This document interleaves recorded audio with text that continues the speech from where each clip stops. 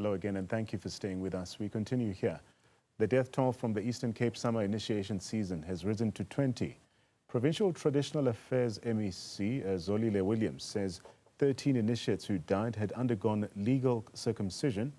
The OR Tambo District has recorded the highest number of deaths, followed by the Amatole District. Authorities raise concerns about the growing number of illegal circumcisions in the province. It's believed that more than 400 boys have been circumcised illegally. More than 180 of those are being treated in hospital. Now for more, we are joined by Mpumelelo Gwadiso from the Eastern Cape House of Traditional Leaders. Gwadiso, good to have you on the program this evening. Firstly, the death toll, as we've come to know, has risen to 20 young initiates at this moment. As traditional leadership, how do you receive this news? And what does it say about the current state of initiation practices in the country? Thank you very much. Indeed, as the traditional leaders, we are saddened by these deaths because whenever there is going to be the season, we do all the preparations, and mostly we do the advocacy, visiting all the areas, especially the hotspot areas like the OR Tambo and these other ones, so that we bring awareness in terms of the do's and the don'ts of the legislation. And we target the would-be initiates and also the parents, and make a plea also to the communities that there should be vigilance, so that there are no illegal schools that mushroom in their areas that are known also, that are not known at the traditional council offices. So we are saddened by this. Yeah. While initiation is a deeply respected cultural right, how do traditional leaders then reconcile cultural preservation with the repeated loss of young lives especially? Well, let me say it upfront. There is nothing wrong with the practice. What is wrong is what people do not adhere to. In terms of, if you notice, most of these deaths, they are due to dehydration, which is a misinformation that is there. And you find that even some parents, they are contributing to this because they instruct their kids not to drink water. It's a misinformation. And you also find that some of those kids, they go in there having not drank water for quite some time before they go in. And as a result, when they go in there, within few days, they begin to have these symptoms which are indicative of dehydration.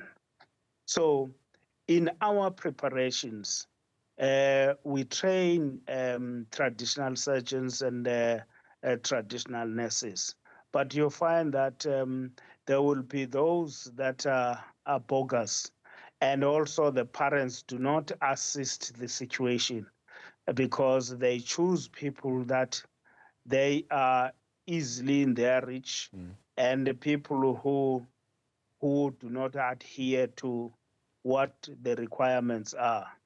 Yeah. So the MEC has cited dehydration, like you say, natural causes as well, and even negligence as leading factors here. You call it partly misinformation, but from your perspective, where's the biggest failure occurring on the ground, especially from what you're seeing?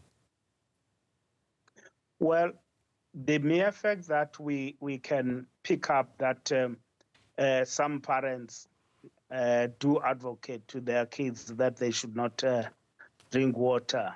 That's where we see that there's despite the fact that we do advocate that there is no relation to water and the wound. So you find that then it's deliberate because every day we do that information sharing. And also we visited schools. I think also what would also assist in this is that there should be more on the side of the teachers in school in terms of assisting the situation, emphasizing and being specific that when these boys go for initiation, they must drink water because water doesn't harm anything. Instead, water would assist the body withstanding whatever shock that is there in terms of circumcision. Yeah. Of the 20 deaths, about 13 occurred at legally registered initiation schools. Does this suggest that compliance with the law alone is not enough here? Well, you would say that you find that there's lack of compliance there, but there have been disasters also. We must mention that there have been disasters. There's been lightning, and there's been a drowning when they were swimming. So some there have been suicide. So those were coming from legal schools. But you would also say there's a lack of compliance because we insist on those that are in the legal schools that strictly the prescripts of the law should be adhered to. Yeah. Then you find that there are those situations. In Gwadiso, OR Tambo District has also recorded the highest number of deaths. Are there specific challenges in that district that require urgent intervention, according to you?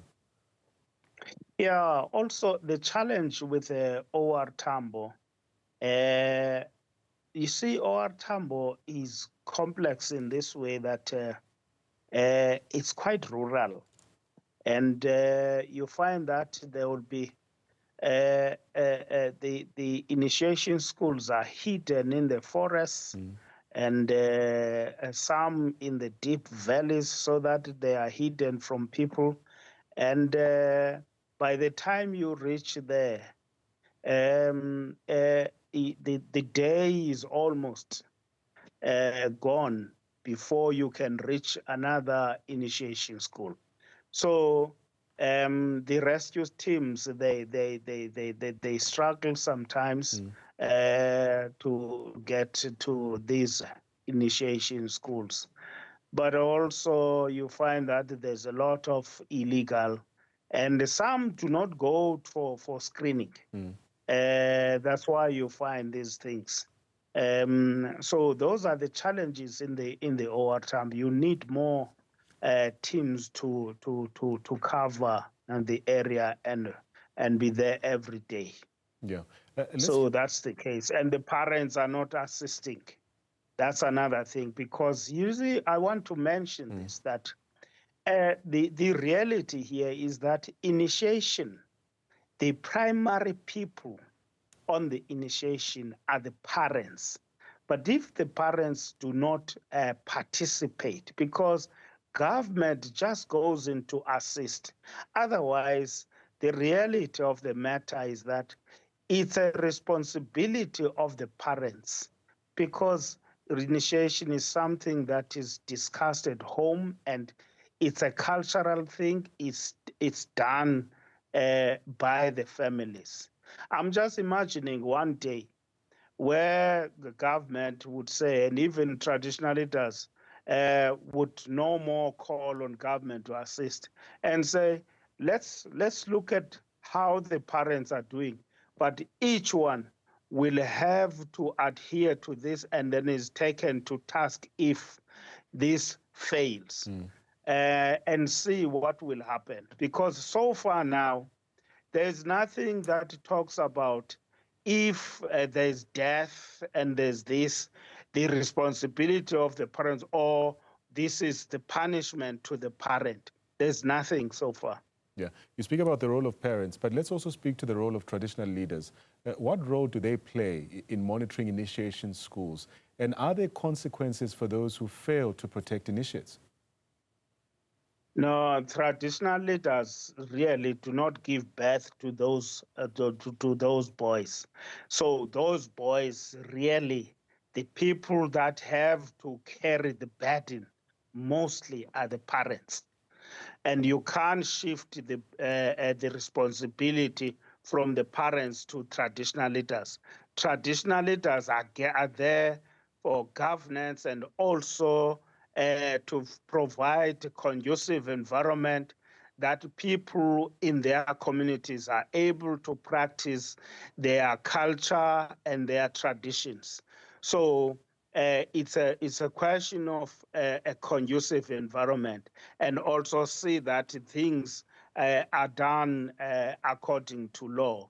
And then for every citizen of the country, if you fail to adhere to the law, then the consequences are specified in terms of the law, what should happen.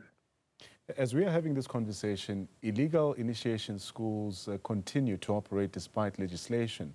Why is it proving so difficult to completely shut them down or shut down these operations?